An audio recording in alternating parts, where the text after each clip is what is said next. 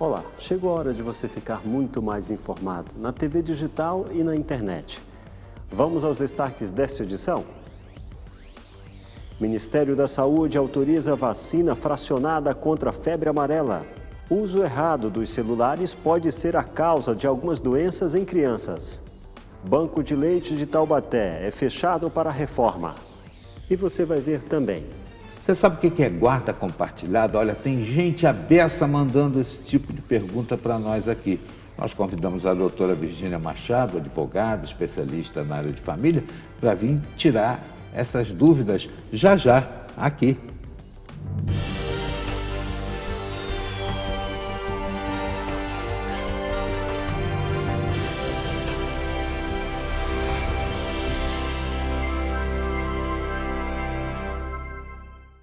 Seja bem-vindo, este é o Repórter Setorial. Eu sou J. Washington e vamos à primeira informação desta edição.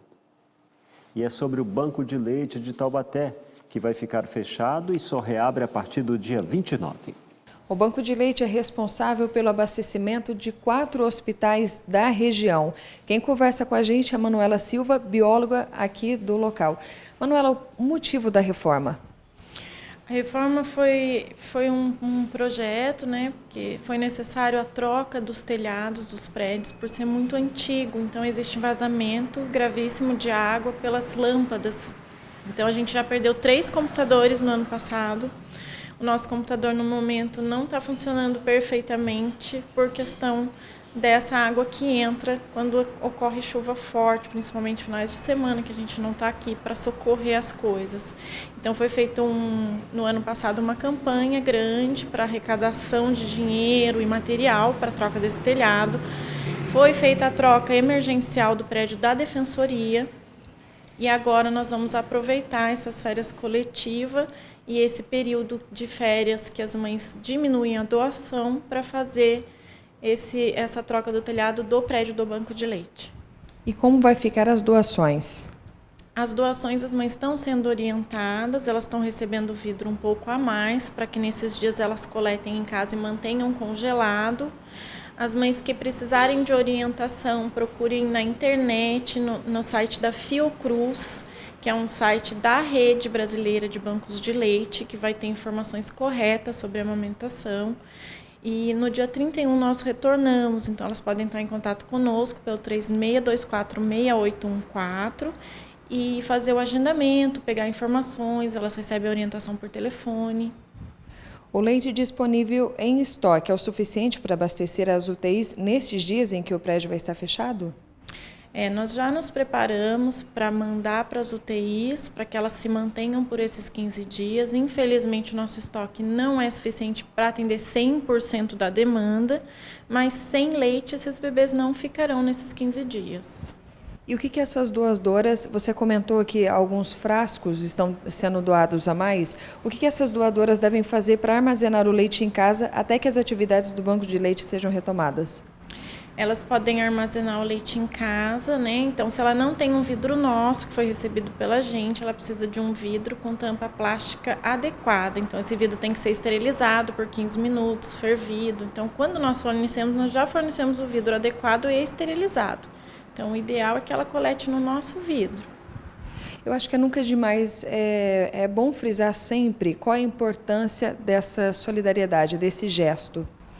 Além dela estar dando o melhor alimento para o bebê dela, ela vai estar ajudando a salvar vidas dos bebês internados em UTI neonatal, que nem sempre as mães estão num momento para amamentar esses bebês. Então, às vezes, elas não têm um volume suficiente, elas não estão psicologicamente preparadas, o corpo delas ainda não está preparado para essa doação no momento. Então, essas mães que já estão em casa, elas podem estar ajudando com esse volume para os bebês internados. Manuela, muito obrigada pela sua participação.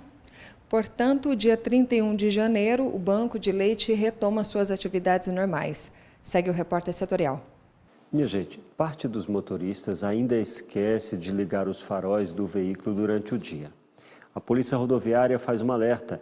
A luz da lanterna e do farol de milha não substituem a luz baixa do farol, que deve permanecer ligada durante o dia nas rodovias. Exatamente. Veja que a legislação fala em uso do farol baixo. Então, não vale a luz de posição ou a lanterna, não vale a luz de farol de milha. É regulamentado pelo CONTRAN o DRL, ou seja, aquela luz, aquele farol auxiliar que já vem em determinados veículos. Este vale no lugar do farol baixo. Uma parte dos motoristas ainda tem esquecido de utilizar o farol nas rodovias onde é obrigatório. Por que o senhor acha que isso acontece? Na verdade, um pouco de falta de atenção, esquecimento mesmo do motorista em determinados momentos.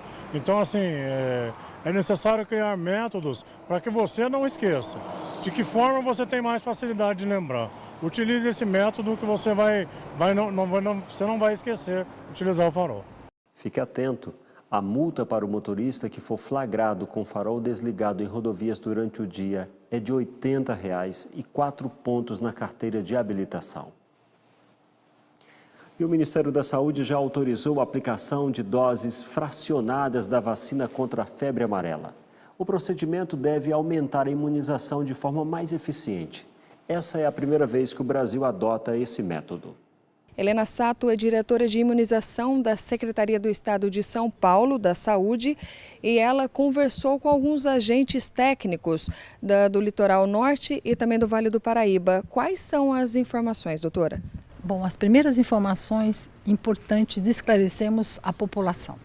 Primeiro, essas ações de vacinação é uma ação de vacinação preventiva, que terá início em 53 municípios do estado de São Paulo, vacinando cerca de 6.300.000 pessoas.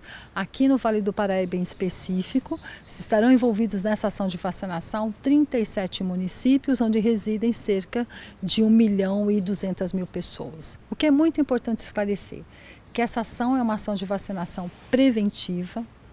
Não há necessidade de correria aos postos de vacinação, não há necessidade de correria de se antecipar a este período de campanha, já procurando os postos de vacinação agora, nessa semana. Essa campanha está prevista para ser realizada em 3 estados, então além do estado de São Paulo, Bahia e Rio de Janeiro, nas áreas com possível risco de circulação do vírus da febre amarela. Todas as ações de vacinação nestes 53 municípios terão início no dia 3 de fevereiro até o dia 24 de fevereiro. Isso é um dado importante. Segunda questão.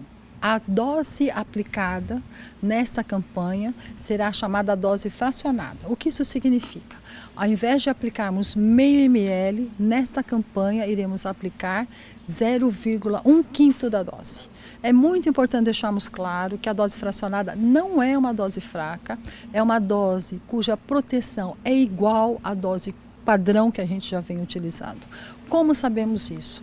Baseados em publicações científicas, baseado na experiência que a OMS teve em outros países do mundo, onde a vacina, principalmente em Angola, onde estava tendo um surto de febre amarela, esse surto foi controlado utilizando essa dose fracionada. E quem deve tomar as vacinas? A vacina? As pessoas e crianças a partir dos 9 meses de idade.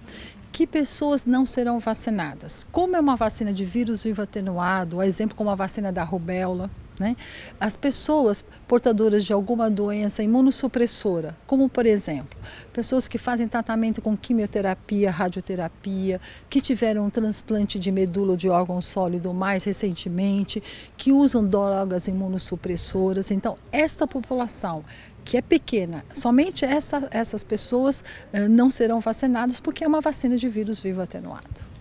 Por que, doutora, em alguns municípios a vacinação será total e outras parcial?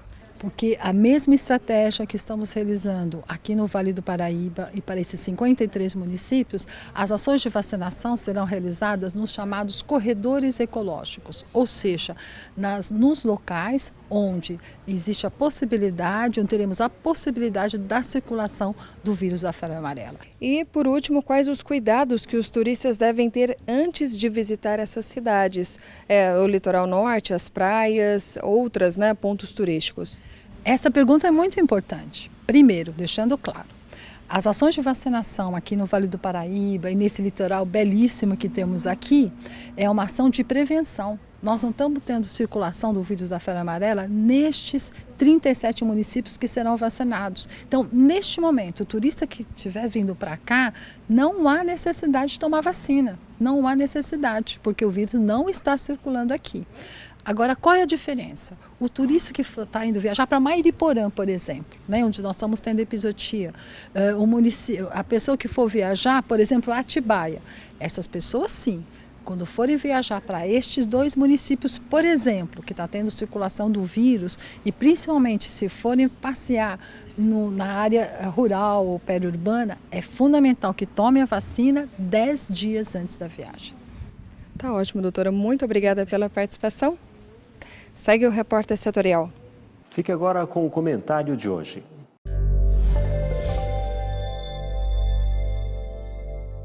Amigos, tenho falado, me parece que sou o único a dizer, das turbulências de fronteira que têm ocorrido em Puerto Quijarro de um lado, Corumbá do outro, com o Arroio Concepción, que basta dar um salto, já estamos na Bolívia.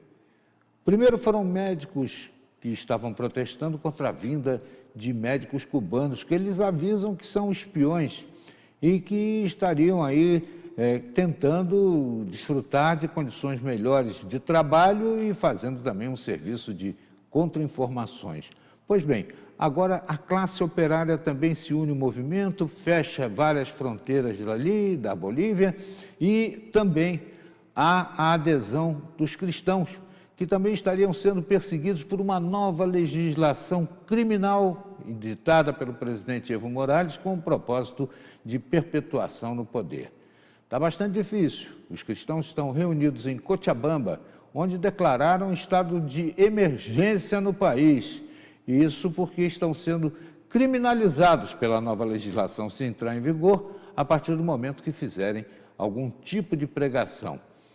Difícil, hein? E me parece que o modelo é um tanto mais cubano. Já temos a Venezuela criando problemas de fronteira com o Brasil, criar-se também um problema de fronteira com a Bolívia vai ser bastante difícil. Eu não vejo as autoridades brasileiras intervindo na questão.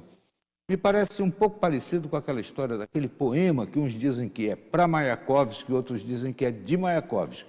Primeira noite, roubaram flores do nosso jardim. Na segunda, mataram o nosso cachorro. Na terceira, garrotearam. E como não dissemos nada nunca, sem voz não podemos falar nada. Está perigoso, é bom ficar de olho. E isso afronta, inclusive, posicionamentos importantes da Igreja de que a liberdade religiosa é fundamental.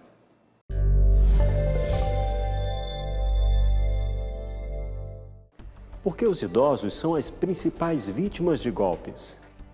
Você confere no próximo bloco. Voltamos já.